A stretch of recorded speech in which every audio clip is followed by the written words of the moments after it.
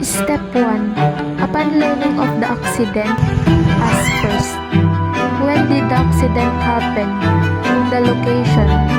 How bad it was? Where can you be reached? And decide whether to go. Sir, Hello po. may nangyari po dito sa Saan po naganap ang aksidente? San Nicolas. May aksidente pong nangyari. Sige po at papunta na po kami dyan.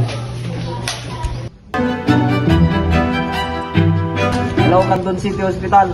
Kailangan namin ng tulong dito sa Barangay San Nicolas, Canton City. Sir, papunta na po kami.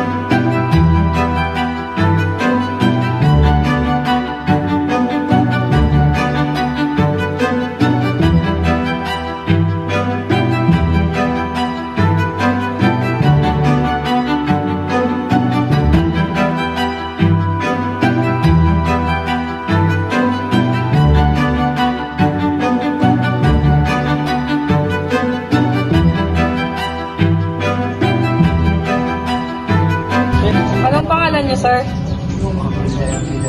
May lisensya po ba kayo, sir?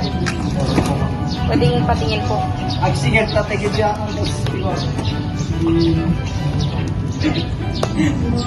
Lasing po ba kayo or involved po ba kayo sa alcohol? Saan po kayo pupunta dapat?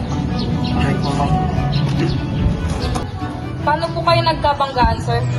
Nasa tamang daan po ako, ma'am. Pero hindi na rin ako siya sa multo.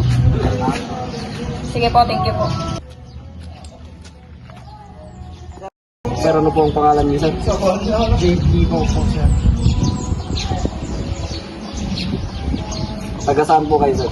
Diyan lang po sa kabilang barangay. May lisensya po ba kayo, sir? Wala po, sir. Saan po ba kayo pupunta, sir? Lalabas po sana ako dito, sir. Tapos biglang may nakasalubong ako na motorsiklo.